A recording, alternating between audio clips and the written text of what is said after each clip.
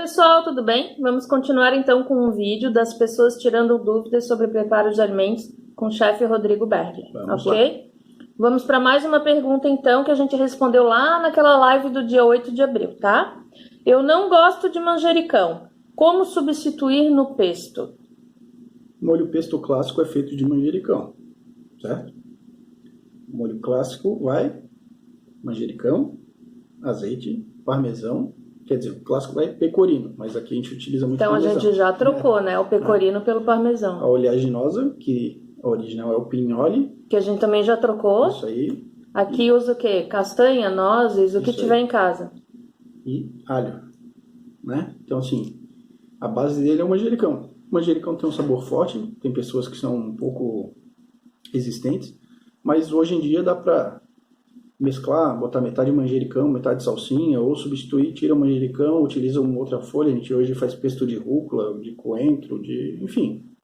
Tu faz até pesto de pimentão vermelho, né? Tomate seco, tomate seco, azeitona. Azeitona. Então, assim, a base do clássico, né? Vamos repetir? Manjericão, alho, um queijo, que aqui geralmente a gente usa o parmesão, uma oleaginosa, que geralmente a gente usa nozes ou castanha do Pará. E a pipeta de girassol também dá para substituir ali. E o alho. Não, alho eu já falei. Azeite. 5 ingredientes. Sal, pimenta, para finalizar. Ah, e eu acho que tem uma dica bem legal, que é aquela de não bater muito, né? Isso aí. Normalmente o manjericão ele oxida, ele escurece, né? Quando a gente sobe a temperatura. Até mesmo no molho, quando a gente vai fazer, não sei se vocês já repararam, a gente coloca uma folhinha lá e escurece, fica preta, quando tá fervendo muito molho. Então a gente coloca bem no final, depois de desligar, ficar né? Bem presente, né? Bem fresco. Se a gente for bater no liquidificador, no mixer, em qualquer coisa, evita bater demais, que acaba escurecendo. Pode misturar os outros ingredientes primeiro, bater e depois acrescentar o manjericão e só finalizar. Isso aí. Ok? Ou aquece, desculpa. Resfria o copo do liquidificador, também é uma dica legal. Pega o azeite, coloca um pouquinho na geladeira antes de bater, que vai segurar mais esse verde no nosso manjericão. Ok. Vamos para a próxima pergunta, então. Na hora de cozinhar batata, com ou sem casca? Depende. Depende o quê? Depende do preparo que a gente vai utilizar. Normalmente a gente cozinha com a casca para preservar o amido. Certo? Então, se eu quero uma batata, por exemplo, para fazer... Primeiro, existe diferentes tipos de batata, né? Então, o que eu vou fazer? Aqui, a gente encontra mais a casca rosa e a casca amarela, né? Batata casca só rosa a gente chama de asterix. Uma batata mais seca, com mais amido. Então, assim, eu vou pegar uma batata dessa que é mais seca, com mais amido. Vou cozinhar ela sem casca, ela vai dissolver mais água. Né? Então, assim... Depende do que a gente vai fazer. A gente utilizou lá na live o exemplo do nhoque, né? Isso. Nhoque, por exemplo. Quanto mais água tiver na minha batata, mais farinha eu vou colocar. Aí vai ser um nhoque de farinha e não de batata. Exatamente. Então, assim... Então, vamos dar alguns exemplos. Para fazer maionese, né? A clássica lá, aquela maionese de batata, qual batata seria melhor? Aí é questão de gosto, mas normalmente a gente usa casca amarelinha. Nhoque. Casca rosa. Batata rosti. Casca rosa. O que mais? Purê. Casca Qualquer amarela. uma? Mas o purê não vai... a textura que eu quero. E a batata baroa? Ela é mais aguadinha também. Então, depende do preparo que eu vou fazer. Então, se eu fizer um nhoque de batata baroa, eu vou ter que acrescentar mais farinha. Provavelmente vai ficar um pouquinho mais pesado. E se eu vou fazer um caldo, um creme ou qualquer coisa... que o amido vai ficar ali na água, no molho, não tem necessidade de botar casca. Até porque vai soltar o amido ali, vai ser melhor. Isso aí. Legal. Certo, gente? Vamos para a próxima, então. Aqui eu vou juntar algumas perguntas, porque nós vamos falar de carne, ok?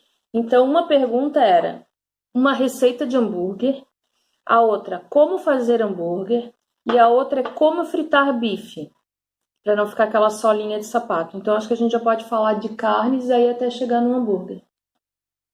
Pode carne, tipos de carne? Como fritar um bife? Então, acho que a gente tem que falar que primeiro a gente tem que saber escolher a carne. Isso aí, existem carnes para fazer cozidos, né, ensopados, e carnes que são mais molinhas para fazer O bife. Normalmente as carnes do dianteiro do boi são carnes mais duras e carnes do traseiro do boi são as mais macias, né? Para fazer bife, antes de falar como fazer, a gente tem que pensar que cada caso é um caso, cada casa é uma casa. Cada frigideira é uma frigideira. Cada panela é uma panela, então assim... Como a gente não tem patrocinador de ninguém, né? Se alguém quiser patrocinar, a gente fala qual que a gente tem em casa, né? É isso aí. Mas vamos lá. Então assim, fritar bife.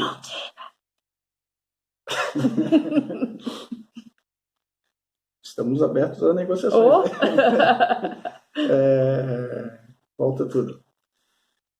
Carne para bife. Isso aí.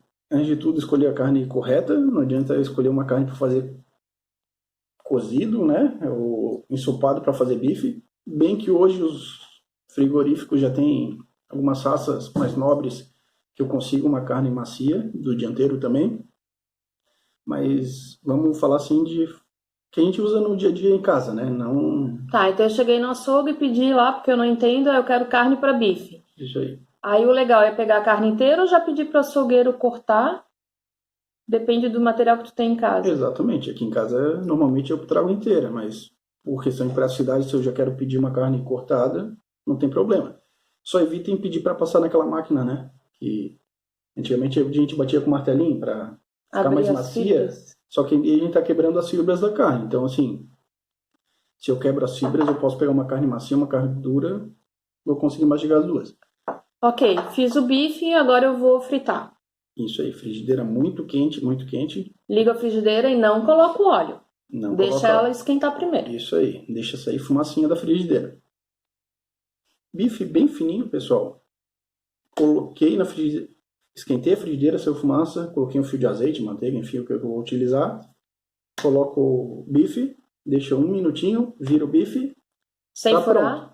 Então, de preferência que a pessoa tenha uma pinça em casa, né? Ou se eu não tenho pinça, eu só tenho aquele garfo pequenininho, fura só a pontinha, evita ficar furando o bife, senão vai soltar todos os sucos da carne que a gente segurou na hora que a gente botou na frigideira bem quente. Então selou. A gente sela de um lado, sela do outro e deu, né? Geralmente a gente não fica virando o bife, né? Não, carnes mais grossas, né? Daí a gente coloca, frigideira bem quente. Carnes mais grossas a gente tem que cozinhar a carne, então um pouquinho também por dentro. Então a gente coloca a frigideira bem quente, baixa um pouquinho o fogo, deixa uns minutinhos ali e depois faz o processo do outro lado também. Uhum. Então aqui, frigideira quente, colocar o óleo depois, colocar o bife, tentar virar ele só de um lado, não ficar furando ele. Isso aí. E também não colocar 20 bifes numa frigideira só, né? Por isso é aquela aguarada toda, né? Isso aí. E por que isso acontece? Porque vai baixar a temperatura da nossa frigideira. E aí não vai conseguir selar e vai cozinhar a carne ali, né? Por isso que fica aquela aguaceira toda, né? Isso, daí não fica uma carne grelhada, né? Ela fica cozida. Tá. Por isso que fica dura. Agora vamos falar do hambúrguer, então. Daí essa foi a carne que a gente usou para fritar. E para fazer o hambúrguer, o que a gente precisa? Isso aí. Hambúrguer a gente precisa de, basicamente, né? Carne e gordura. Carne e carne. Carne. Porque pode ser uma carne com gordura. Não entendi essa tua colocação, mas vamos lá. A gente precisa... O que eu quis dizer é que não vai ovo, não vai leite, não vai pão, não vai nada. Sim, se a gente acrescentar esses outros ingredientes, a gente vai partir para um bolinho de carne, né? Uma almôndega, um polpettone, que vai mudar a textura do nosso preparo. O hambúrguer a gente precisa de carne e gordura. Normalmente a carne pura e mais uns 20% de gordura a gente coloca no hambúrguer. Então posso fazer carne com bacon? Seria a gordura? Pode, dependendo. Se eu fizer uma carne com uma linguiça blumenau, que é bem comum aqui na região. Pode também. Ela já pode ser considerada gordura ou daí ainda tem que acrescentar mais gordura? Depende da carne que a gente vai utilizar. Se for uma carne muito magra, provavelmente coloca um pouquinho mais, talvez. Mas se for uma carne um pouquinho mais gorda, tipo fraldinha, outras carnes assim, coloca um tantinho de... E é muito comum as pessoas fazerem hambúrguer de costela. Aí é ela pura porque ela já tem a gordura ou ainda precisa mais? Sim, mas depende da quantidade de gordura que eu tiver ali. Se for uma carne muito gorda, né? A gente fala 20%, até porque se a gente fizer com 40% de gordura, 50%, o hambúrguer que é desse tamanho, ele no final vai ficar assim desse tamanho. Então, assim, a gordura vai toda embora e só fica carne. Então, quando eu frito o hambúrguer e ele diminui muito, é porque tem muita gordura. Exatamente. Ok. E para fritar é o mesmo Mesmo do processo bife? do bife. Normalmente a gente tempera só com sal e pimenta na hora de servir, né? Mas tem gente que gosta de botar um temperinho ou outro dentro da carne. Mas daí é critério de gosto. Isso aqui que eu acho legal de falar, aquela questão de botar tipo cebolinha e salsinha pro pessoal que vai congelar o hambúrguer. Isso aí, normalmente a gente, quando vai congelar, a gente coloca cebola, salsa, etc, né? Coisas desidratadas. Até porque tem muita água ali no nosso produto, e quando a gente congela ele acaba mudando a textura. Então, normalmente, às vezes não fica legal na hora que a gente vai preparar lá na frente. Então, se eu fizer o hambúrguer para fritar na hora, até posso colocar erva fresca. Sim. Mas se for para congelar, o melhor é desidratado. Isso aí. Tá. Então, vamos continuar aqui com a última pergunta relacionada à carne. E aí a gente encerra esse bloco das carnes, pode ser? Pode ser. Como fazer um bom à milanesa? Isso aí. Primeiro a gente tem que ver os ingredientes para fazer um bom à milanesa. Normalmente a gente utiliza ovo, farinha de trigo e farinha de rosca. Hoje em dia se utiliza muito a farinha panko, né? Uhum. Fica mais crocante. Existe uma regrinha, que a gente passa primeiro no trigo, depois no ovo e depois na farinha De rosca. Né? Acho que a pergunta aqui que eu lembro que a pessoa fez aqui é que ela disse que quando ela faz o bife à milanesa, aquela casquinha toda sai. Com a hora que ela vai cortar o bife fica para um lado e a casca fica para o outro. Isso aí, provavelmente ela não passa na farinha de trigo antes, né? Porque a farinha de trigo a gente passa pro ovo grudar. Depois a gente passa na farinha de rosca, então já vai ficar grudadinho. E depois que a gente passou assim, é sempre legal deixar um pouco refrigerado. Que daí o ovo vai endurecer um pouquinho e vai segurar. E sabe o que eu vejo também? Que tem muitas milanesas que não tem gosto, né? A gente tempera também o ovo, né? Pode temperar. Tem gente que já faz uma farinha de rosca temperada, né? Pega a farinha de rosca, mistura com salsinha, alho, etc, etc, e já tempera a farinha. Ou se eu vou passar na farinha pura, eu coloco um pouco de tempero no meu ovo. Posso botar sal, pimenta, páprica, enfim. Fica a critério de cada um, gosto de cada um. Então, farinha de trigo, depois um ovo e depois uma farinha que seja de finalização, ou panko ou farinha de rosca. Tem gente que usa aquelas farinhas de milho mais flocadas, né? Pode misturar. Isso aí. Ok, pessoal? Então, mais aqui um videozinho terminando para vocês. Não esqueçam de dar aquele joinha que vocês curtiram. Podem se inscrever no canal, que daí daqui para frente vocês vão começar a receber mais vídeos, tá? E vão ser notificados quando entrar um vídeo novo.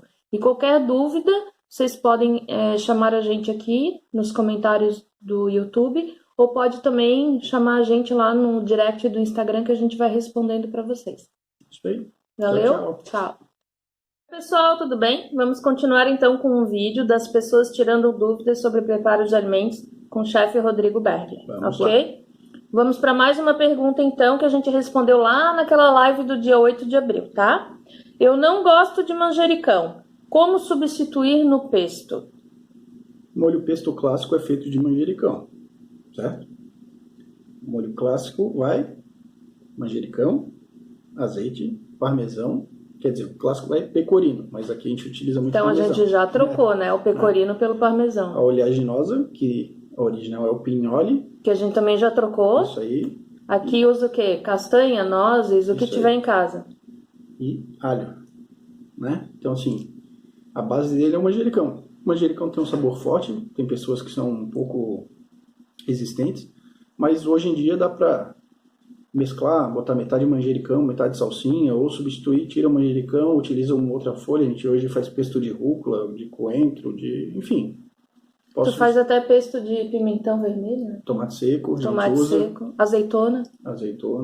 Então, assim, a base do clássico, né? Vamos repetir? Manjericão, alho, um queijo, que aqui geralmente a gente usa o parmesão, uma oleaginosa, que geralmente a gente usa nozes ou castanha do Pará. E a pipeta de girassol também dá para substituir ali. E o alho. Não, alho eu já falei. Azeite. 5 ingredientes. Sal, pimenta, para finalizar. E eu acho que tem uma dica bem legal, que é aquela de não bater muito, né? Isso aí. Normalmente o manjericão ele oxida, ele escurece, né? Quando a gente sobe a temperatura. Até mesmo no molho, quando a gente vai fazer, não sei se vocês já repararam, a gente coloca uma folhinha e ela escurece, fica preta, quando tá fervendo muito molho. Então a gente coloca bem no final, depois de desligar, né? Bem presente, né? Bem fresco.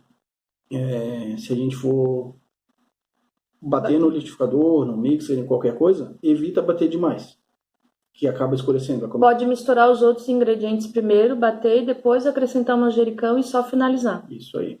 Ok? Ou aquece, desculpa. Resfria o copo do liquidificador, também é uma dica legal. Pega o azeite, coloca um pouquinho na geladeira antes de bater, que vai segurar mais esse verde no nosso manjericão. Ok. Vamos para a próxima pergunta, então. Na hora de cozinhar batata, com ou sem casca? Depende. Depende do quê? Depende do preparo que a gente vai utilizar. Normalmente a gente cozinha com a casca para preservar o amido, certo? Então, se eu quero uma batata, por exemplo, para fazer... Primeiro, existe diferentes tipos de batata, né? Então, o que eu vou fazer? Aqui a gente encontra mais a casca rosa e a casca amarela, né? Batata casca só rosa a gente chama de asterix. Uma batata mais seca, com mais amido. Então, assim, vou pegar uma batata dessa que é mais seca, com mais amido.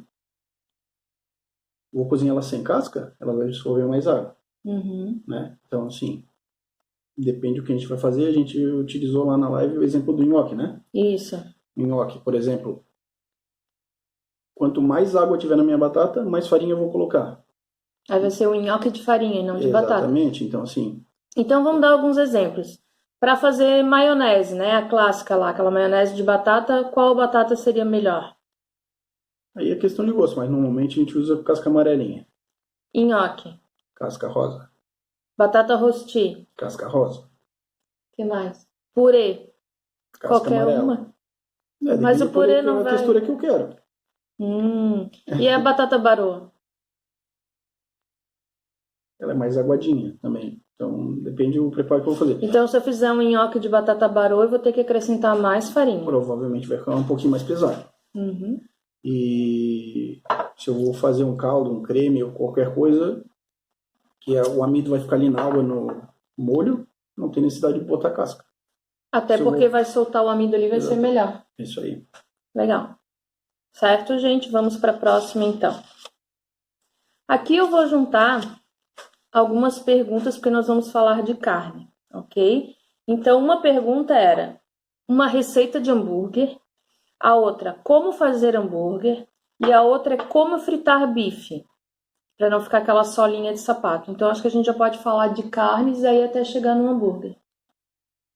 Pode carne, tipos de carne? Como fritar um bife? Então, acho que a gente tem que falar que primeiro a gente tem que saber escolher a carne. Isso aí, existem carnes para fazer cozidos, né, ensopados, e carnes que são mais molinhas para fazer o bife. Normalmente as carnes do dianteiro do boi são carnes mais duras e carnes do traseiro do boi são as mais macias, né? Para fazer bife, antes de falar como fazer, a gente tem que pensar que cada caso é um caso, cada casa é uma casa, cada frigideira é uma frigideira, cada panela é uma panela. Então, assim, como a gente não tem patrocinador de ninguém, né? Se alguém quiser patrocinar, a gente fala qual que a gente tem em casa, né? É isso aí. Mas vamos lá. Então, assim, fritar bife.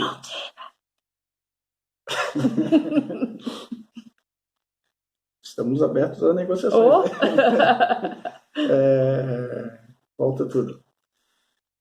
Carne para bife. Isso aí. Antes de tudo, escolher a carne correta. Não adianta escolher uma carne para fazer cozido, né? Ou ensopado para fazer bife. Bem que hoje os frigoríficos já têm algumas raças mais nobres que eu consigo uma carne macia, do dianteiro também. Mas vamos falar assim de que a gente usa no dia a dia em casa, né? Não... Tá, então eu cheguei no açougue e pedi lá, porque eu não entendo, eu quero carne para bife. Isso aí. Aí o legal é pegar a carne inteira ou já pedir para o açougueiro cortar? Depende do material que tu tem em casa. Exatamente. Aqui em casa, normalmente eu trago inteira, mas por questão de praticidade, se eu já quero pedir uma carne cortada, não tem problema. Só evitem pedir para passar naquela máquina, né? Que antigamente a gente batia com martelinho para ficar mais macia. Fibras. Só que a gente está quebrando as fibras da carne. Então, assim, se eu quebro as fibras, eu posso pegar uma carne macia, uma carne dura, vou conseguir mastigar as duas. Ok, fiz o bife e agora eu vou fritar.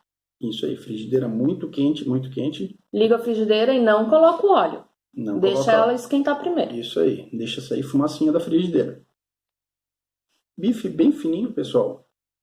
Coloquei na frigideira, esquentei a frigideira, saiu fumaça, coloquei um fio de azeite, manteiga, enfim, o que eu vou utilizar. Coloco o bife, deixo 1 minutinho, viro o bife. Sem tá furar? Pronto. Então, de preferência que a pessoa tenha uma pinça em casa, né? Ou se eu não tenho pinça, eu só tenho aquele garfo pequenininho, fura só a pontinha, evita ficar furando o bife, senão vai soltar todos os sucos da carne que a gente segurou na hora que a gente botou na frigideira bem quente. Então a gente sela de um lado, sela do outro e deu, né? Geralmente a gente não fica virando o bife, né? Não, carnes mais grossas, né? Daí a gente coloca, frigideira bem quente. Carnes mais grossas a gente tem que cozinhar a carne, então um pouquinho também por dentro. Então a gente coloca a frigideira bem quente, baixa um pouquinho o fogo, deixa uns minutinhos ali e depois faz o processo do outro lado também. Uhum. Então aqui, frigideira quente, colocar o óleo depois, colocar o bife, tentar virar ele só de um lado, não ficar furando ele. Isso aí. E também não colocar 20 bifes numa frigideira só, né? Por isso é aquela aguarada toda, né? Isso aí. E por que isso acontece? Porque vai baixar a temperatura da nossa frigideira. E aí não vai conseguir selar e vai cozinhar a carne ali, né? Por isso que fica aquela aguaceira toda, né? Isso, daí não fica uma carne grelhada, né? Ela fica cozida. Tá. Por isso que fica dura. Agora vamos falar do hambúrguer, então. Daí essa foi a carne que a gente usou para fritar. E para fazer o hambúrguer, o que a gente precisa? Isso aí. Hambúrguer a gente precisa de, basicamente, né? Carne e gordura. Carne e carne. Carne. É, porque pode ser uma carne com gordura. Não entendi essa tua colocação, mas vamos lá. A gente precisa... O que eu quis dizer é que não vai ovo, não vai leite, não vai pão, não vai nada. Sim, se a gente acrescentar esses outros ingredientes, a gente vai partir para um bolinho de carne, né? Uma almôndega, um polpettone, que vai mudar a textura do nosso preparo. O hambúrguer a gente precisa de carne e gordura. Normalmente a carne pura e mais uns 20% de gordura a gente coloca no hambúrguer. Então posso fazer carne com bacon? Seria a gordura? Pode, dependendo. Se eu fizer uma carne com uma linguiça blumenau, que é bem comum aqui na região. Pode também. Ela já pode ser considerada gordura ou daí ainda tem que acrescentar mais gordura? Depende da carne que a gente vai utilizar. Se for uma carne muito magra, provavelmente coloca um pouquinho mais, talvez. Mas se for uma carne um pouquinho mais gorda, tipo fraldinha, outras carnes assim, coloca um tantinho de... E é muito comum as pessoas fazerem hambúrguer de costela. Aí é ela pura porque ela já tem a gordura ou ainda precisa mais? Sim, mas depende da quantidade de gordura que eu tiver ali. Se for uma carne muito gorda, né? A gente fala 20%, até porque se a gente fizer com 40% de gordura, 50%, o hambúrguer que é desse tamanho, ele no final vai ficar assim desse tamanho. Então, assim, a gordura vai toda embora e só fica carne. Então, quando eu frito o hambúrguer e ele diminui muito, é porque tem muita gordura. Exatamente. Ok. E para fritar é o mesmo mesmo do processo bife? do bife. Normalmente a gente tempera só com sal e pimenta na hora de servir, né? Mas tem gente que gosta de botar um temperinho ou outro dentro da carne. Mas daí é critério de gosto. Isso aqui que eu acho legal de falar, aquela questão de botar tipo cebolinha e salsinha pro pessoal que vai congelar o hambúrguer. Isso aí, normalmente a gente, quando vai congelar, a gente coloca cebola, salsa, etc, né? Coisas desidratadas. Até porque tem muita água ali no nosso produto. E quando a gente congela, ele acaba mudando a textura. Então, normalmente, às vezes não fica legal na hora que a gente vai preparar lá na frente. Então, se eu fizer o hambúrguer para fritar na hora, até posso colocar erva fresca. Sim. Mas se for para congelar, o melhor é desidratado. Isso aí. Tá. Então, vamos continuar aqui com a última pergunta relacionada à carne. E aí a gente encerra esse bloco das carnes, pode ser? Pode ser. Como fazer um bom à milanesa? Isso aí. Primeiro a gente tem que ver os ingredientes para fazer um bom à milanesa. Normalmente a gente utiliza ovo, farinha de trigo e farinha de rosca. Hoje em dia se utiliza muito a farinha panko, né? Uhum. Fica mais crocante. Existe uma regrinha que a gente passa primeiro no trigo, depois no ovo e depois na farinha de rosca, né? Acho que a pergunta aqui que eu lembro que a pessoa fez aqui é que ela disse que quando ela faz o bife à milanesa, aquela casquinha toda sai. Com a hora que ela vai cortar o bife fica para um lado e a casca fica para o outro. Isso aí, provavelmente ela não passa na farinha de trigo antes, né? Porque a farinha de trigo a gente passa pro ovo grudar. Depois a gente passa na farinha de rosca, então já vai ficar grudadinho. E depois que a gente passou assim, é sempre legal deixar um pouco refrigerado. que daí o ovo vai endurecer um pouquinho e vai segurar. Né? E sabe o que eu vejo também? Que tem muitos milanesas que não tem gosto, né? A gente tempera também o ovo, né? Pode temperar. Tem gente que já faz uma farinha de rosca temperada, né? Pega a farinha de rosca, mistura com salsinha, alho, etc, etc, e já tempera a farinha. Ou se eu vou passar na farinha pura, eu coloco um pouco de tempero no meu ovo. Posso botar sal, pimenta, páprica, enfim. Fica a critério de cada um, gosto de cada um. Então, farinha de trigo, depois um ovo e depois uma farinha que seja de finalização, ou panko ou farinha de rosca. Tem gente que usa aquelas farinhas de milho mais flocadas, Pode né? botar. Pode misturar. Isso aí. Ok, pessoal? Então, mais aqui um videozinho terminando para vocês. Não esqueçam de dar aquele joinha que vocês curtiram. Podem se inscrever no canal, que daí daqui para frente vocês vão começar a receber mais vídeos, tá? E vão ser notificados quando entrar um vídeo novo. E qualquer dúvida, vocês podem chamar a gente aqui nos comentários do YouTube, ou pode também chamar a gente lá no direct do Instagram que a gente vai respondendo para vocês. Isso aí. Valeu? Tchau, tchau. Tchau.